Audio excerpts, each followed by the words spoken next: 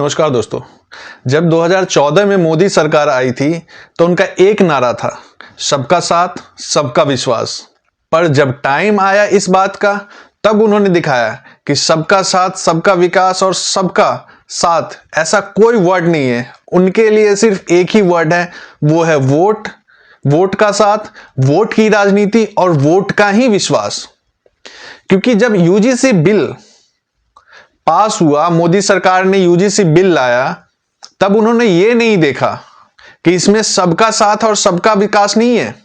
इसमें कुछ समुदायों का साथ है और कुछ लोगों का। हो सकता है उसमें बहुत सारे लोग इस बात से सहमत ना हो, लेकिन इस बिल का कितना अच्छा उपयोग किया जा सकता था और कितना दुरुपयोग किया जा सकता था, वो कुछ दिनों में ही पता चल गया। जब सोशल मीडिया पे पूरी तरह से मोदी सरकार ट्रोल हुई, पूरी तरह से इनके नाकामियों का हर उस पार्टी ने सपोर्ट नहीं किया जो पहले बोलती थी कि मोदी सरकार ये बिल लेके आई है, अच्छा की है। इस बार किसी भी पार्टी ने इस बिल का सपोर्ट नहीं किया। क्यों?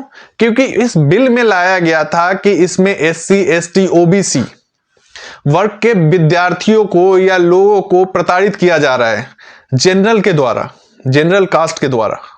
पर सच्चाई क्या है? अगर आप कॉलेज में जाते हो तो क्या जात पात लेके जाते हो? लेकिन मोदी सरकार कॉलेजों में जो कहा जाता है शिक्षा का मंदिर है, वहां पे भी जातिवाद लेके चली गई। वोट की राजनीति एक अलग लेवल पे ही लेके चली गई मोदी सरकार। इसमें नुकसान किसको था? सरकार तो देख रही थी कि भाई जो वर्ग है, एससी, एसटी, ओबीसी वर्ग है, उसमें वोट ज्यादा मिलेंगे।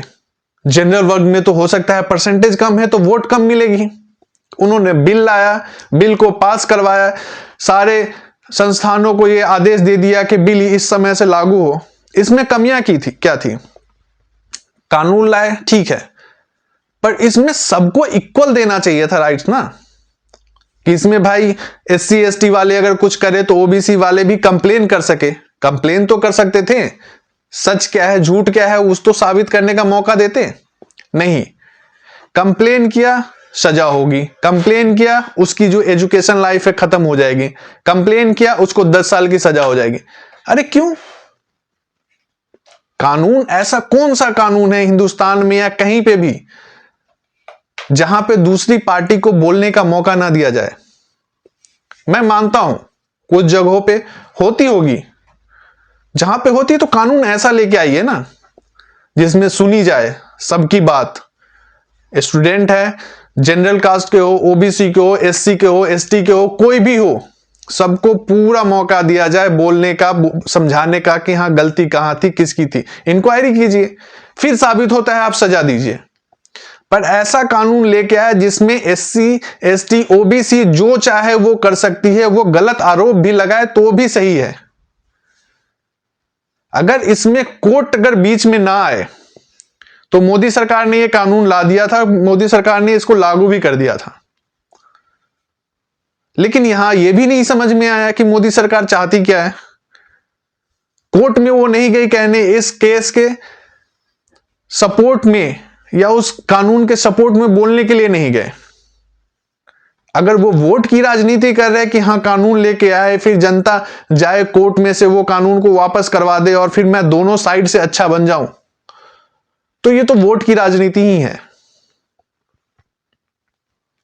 वो देश के पीएम है, किसी जाति संप्रदाय के पीएम नहीं है।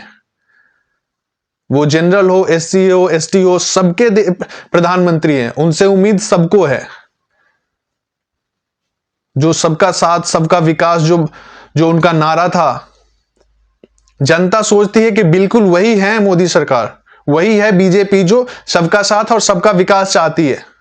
वो नहीं जो कुछ समुदाय को लेके अपने कानून बनाती है और कुछ समुदाय को उसमें अंधेरे बस्ते में डाल दे। क्यों? क्योंकि उन्हें वोट चाहिए, उनकी संख्या ज्यादा है, इस वजह से उनको वोट मिलेंगे। उसमें भी उन लोगों ने भी उस कानून का सपोर्ट नहीं किया था। जो समझदार थे वो सपोर्ट नहीं करते थे, क्योंकि उनको पता था इसका दुरुपयोग किया जाएगा आगे चल के। पर मेरा सवाल मोदी सरकार से है, सबका साथ सबका विकास, या सिर्फ वोट का साथ और वोट का ही विकास? आप लोग कमेंट कीजिए, क्या कानून सही था या गलत? धन्यवाद।